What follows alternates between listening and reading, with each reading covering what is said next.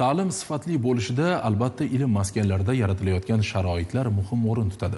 Ayniqsa maktablarning moddiy texnik bazasi boyitilishi bilimli, yetuk, barkamol avlodni tarbiyalashda katta ahamiyat kasb etadi. Shu bois olis va chekka hududlardagi ta'lim maskanlarida ham zamonaviy kompyuterlar bilan ta'minlanyapti. Maktabgacha va maktab ta'lim vazirligi tomonidan Qoraqalpog'istonning 35 ta umumta'lim maktablariga jami 595 dona kompyuter to'plamlari yetkazib berildi.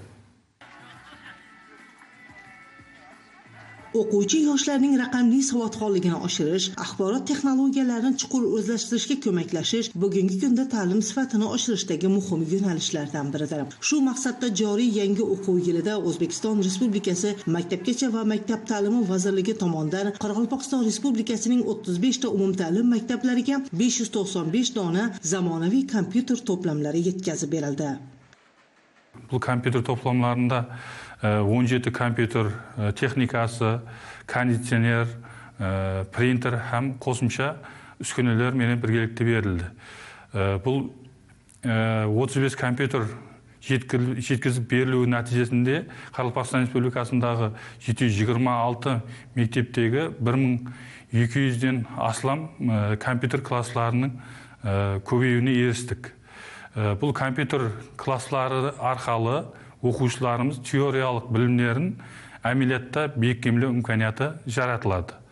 Maktabgacha va maktab ta'limi vazirligi tomonidan respublika byudjet mablag'lari hisobidan yetkazilgan jami 595 dona zamonaviy kompyuter to'plamlari hududdagi 35 ta maktabning har biriga 17 donadan ajratildi. Ushbu kompyuter jamlanmalari ortilgan karvonlar bugun o'z manzili tomon yo'l oldi.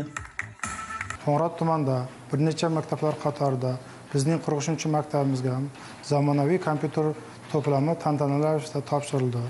Bu texnika uskunalari maktablarning zamonaviy axborot texnologiyalarini o'qitish, sifatini oshirish, o'quvchilarning raqamli ko'nikmalarini shakllantirishga xizmat qiladi.